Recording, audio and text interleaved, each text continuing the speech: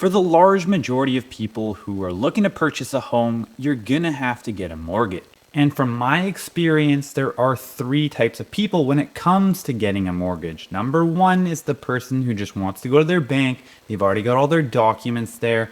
They feel that the process is easier and less invasive versus going out elsewhere and having to provide all these new documents, having to meet somebody new, and they just have some level of comfort with it. Person number two is the one that wants to do everything on their own. They are endlessly shopping around for the lowest rate. They're going to go to every single bank. They're going to talk to multiple mortgage brokers, and they're likely going to abandon ship a week before completion to jump onto some other mortgage product who offer them 0.05% less at the very last second. And then you have person number three who wants a higher level of knowledge, looking at things a little more holistically. They're going to speak to a mortgage broker or maybe a mortgage specialist that works at a specific bank, and they're more interested in actually understanding what they're getting themselves into. Of course, rate is still a focus, but they're taking a longer term outlook versus just trying to figure out, okay, what's the very best rate that I can get today?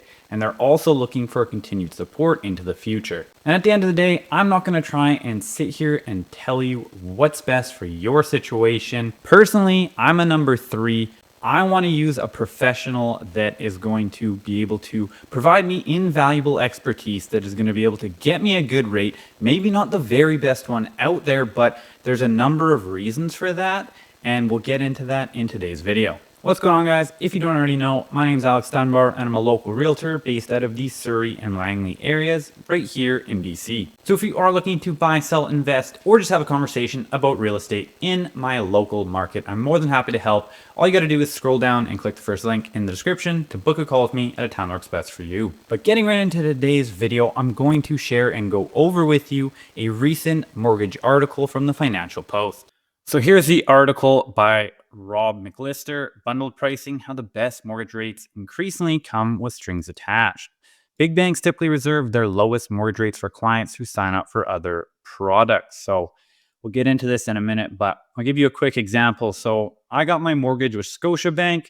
They required me to open a bank account and have my mortgage payments go through there. And you'll kind of see as we get into the article that allowed me to get better rates than somebody who just got a mortgage product from the bank itself. Of course, they want you to be using their other products, whether that's a line of credit, whether that's investment accounts, whatever that may be. But that's going to be the easiest way to get to it, of course. So there's way too many ads on this site, but that's okay. If you want the very best deal on a big bank mortgage, get ready to sign up for more products, whether you like them or not. As I said, didn't have a choice. That was part of it.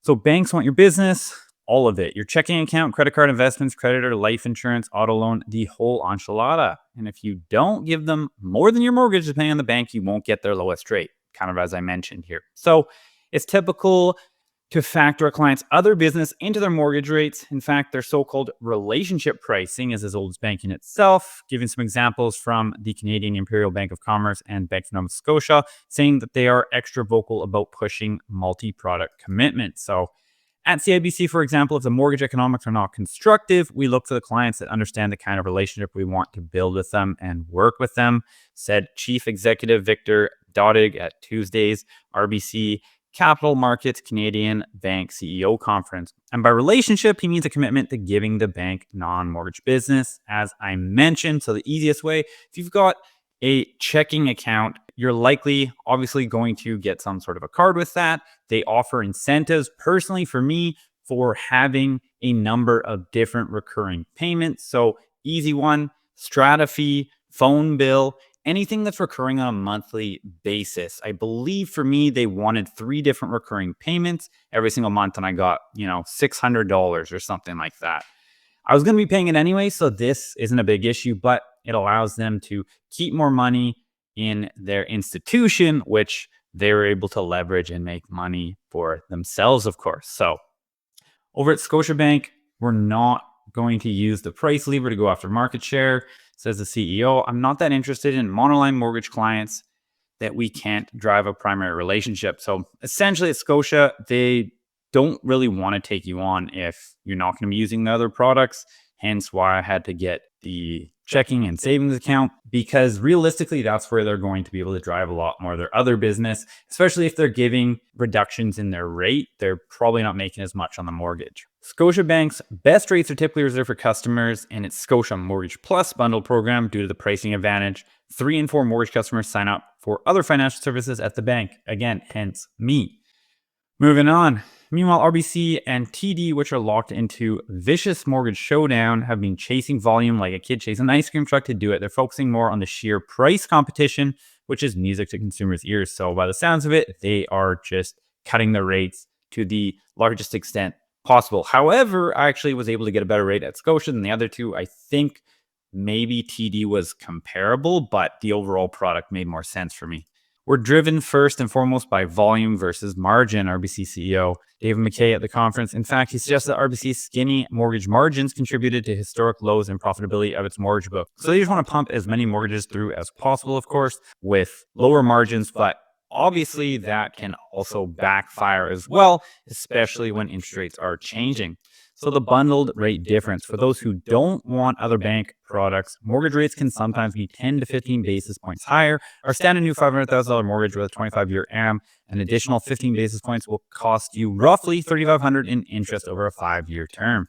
So what banks conveniently forget to mention is that a competitive rate exists elsewhere without Product Bundling Circuits Act. But as I mentioned at the start, there are a lot of people who just want to go to their bank, not necessarily explore other options, open up accounts, speak to a mortgage broker who has access to the majority of these banks out there, as well as monoline lenders and other lenders as well. So that's how they're able to get you there.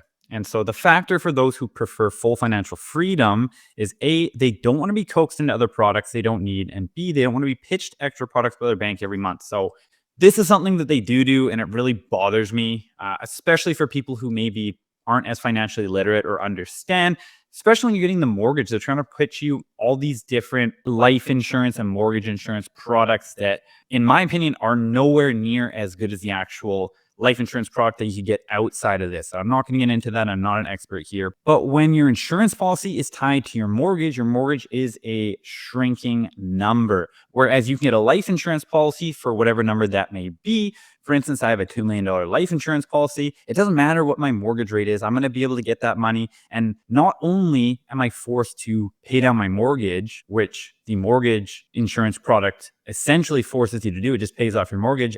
Whoever is the beneficiary of my life insurance policy can do whatever they want with it. They can pay off part of the mortgage, the whole mortgage, whatever that may be, and do whatever they want with the rest of the cash. And from my understanding, a lot of these mortgage insurance policies only go up to a certain number. So I've heard 750,000. Please don't quote me on that. But what if you have a larger mortgage than that and people aren't fully explained how much that number is, or maybe they don't understand, or it's hidden in the fine print, whatever that may be. But just be very mindful when these sorts of products are being pitched to you.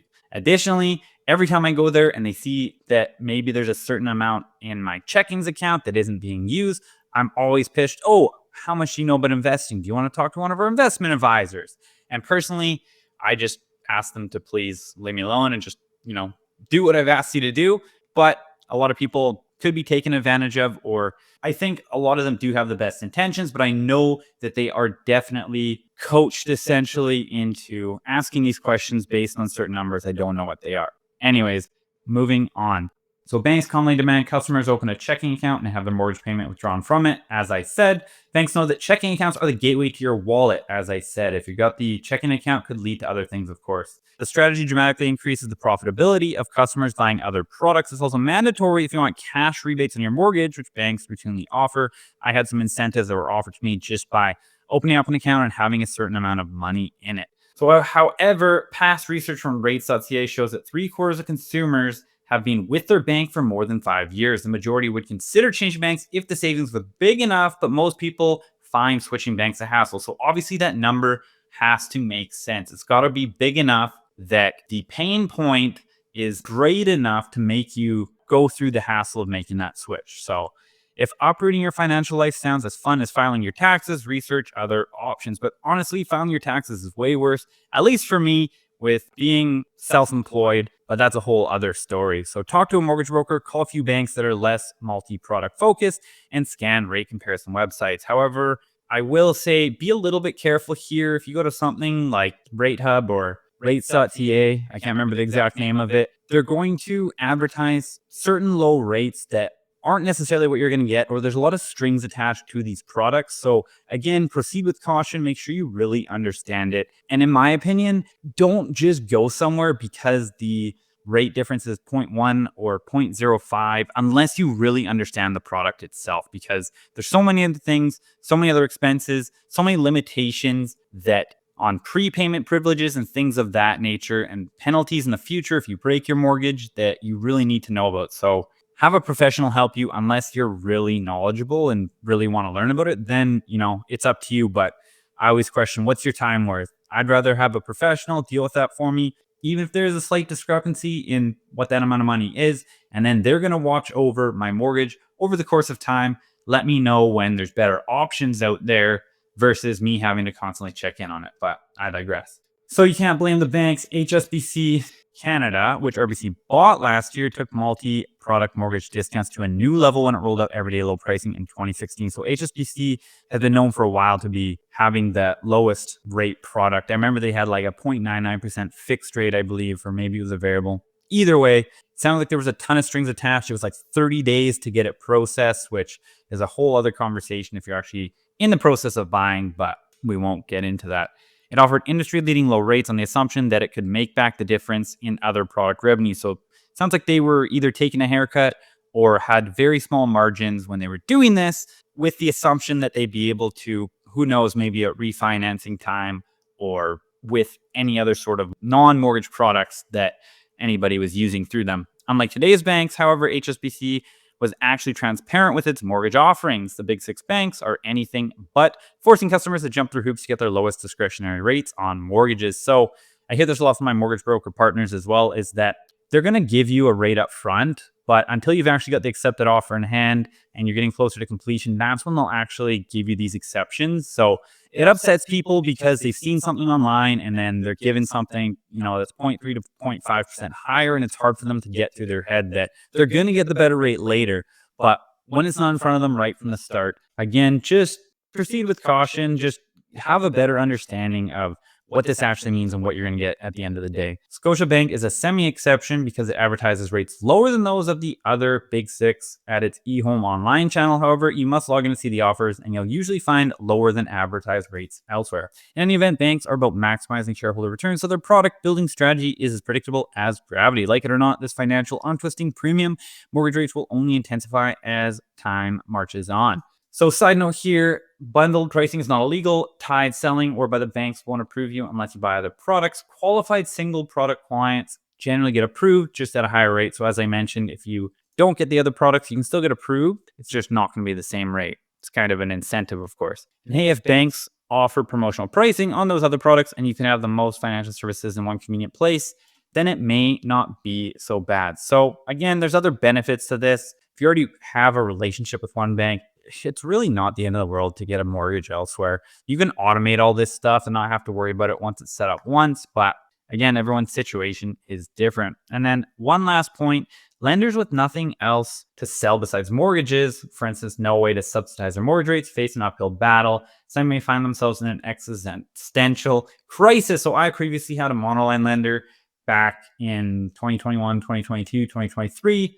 I was with First National, so monoline lender, and there's some benefits here. Speak to your mortgage advisor as to what these could be, but I'm seeing a lot less mortgages go through these channels these days, a lot more going through the big banks, so we'll have to see how that progresses in the future. If our government and the Department of Finance truly wish to boost mortgage competition and ease financial burdens, they'll need to ramp up low-cost, low-risk government-backed mortgage securitization.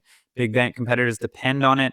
Barring deposit-taking institutions will increasingly outprice rival monoline lenders because of the other products they have, of course, and consumers will end up paying more. So hopefully that gives you a little bit more clarity on how the mortgage industry works, but I'd love to hear from you about any of your previous experiences, if they were good, if they were bad, what direction you typically go. If you go to your bank, if you go rate shopping, or if you go to a trusted professional. If you're looking to purchase a home in the near future and you need a pre-approval from a trusted professional, you can scroll down and click the link in the description and get started right away. Of course, if you're refinancing in the future, this can also be a great option as well. I would highly advise you get a second opinion. And just a quick disclaimer, I am not a mortgage professional. Please do not take this as financial or mortgage advice. Definitely speak with a trusted professional. And if you do click the link in the description, that's exactly where it's going to take you. However, if you are looking to buy or sell in my marketplace of Surrey, Langley, and the rest of the Fraser Valley, you can also hit the other link in the description to book a call with me at a time that works best for you. Thanks so much for watching. Make sure you check out another video on my channel before you get out of here, and we'll see you in the next video.